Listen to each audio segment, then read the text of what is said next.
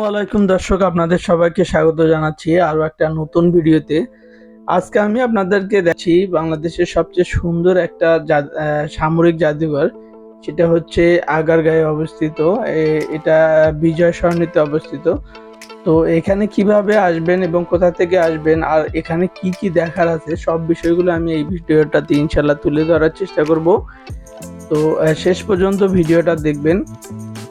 আর একটা বিষয় হচ্ছে আপনাদের কাছে ছোট্ট একটা রিকোয়েস্ট, যদি আপনাদের এই ভিডিওটা ভালো লাগে তাহলে অবশ্যই আমার এই ইউটিউব চ্যানেলটা সাবস্ক্রাইব করে সঙ্গে থাকতে পারেন। তো কথা না বাড়িয়ে চলুন মূল ভিডিওতে যাওয়া যাক।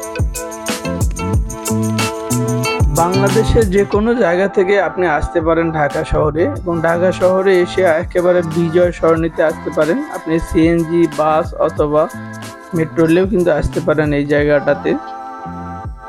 তো খুব সহজে আসার পরে আপনি একেবারে দেখতে পারবেন যে মেট্রো রেল থেকে এসে যদি আপনি বাঁ পাশে নামেন, ঠিক বাঁ পাশে অবস্থিত হচ্ছে সামরিক জাদুঘর। তো এখানে ঢুকতে গেলে কিন্তু আপনাকে টিকিট কেটে ঢুকতে হবে। 5 বছর বাচ্চাদেরও টিকিট লাগে এবং এর নিচে 2 বছর বাচ্চাদের কোনো টিকিট লাগে না।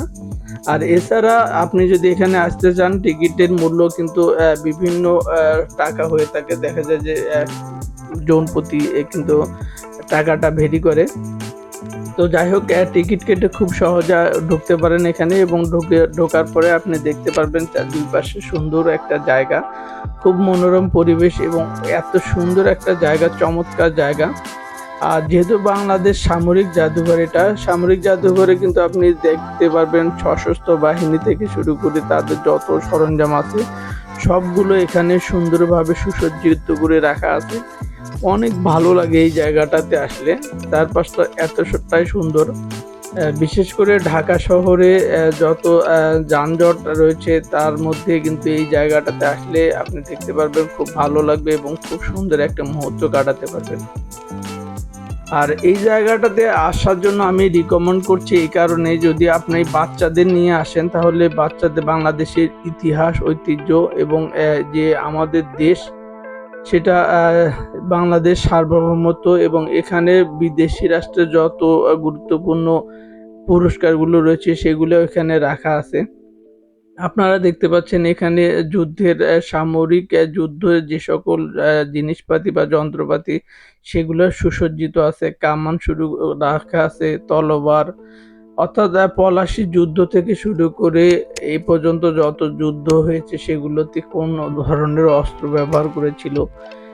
তো শুধু সামরিক বাহিনী নয়, এখানে কিন্তু 3 বাহিনীর তাদের যে যন্ত্রাংশগুলো রয়েছে সেগুলো সুন্দর করে সাজানো আছে, একেবারে পরিপাটি করে সাজানো আছে।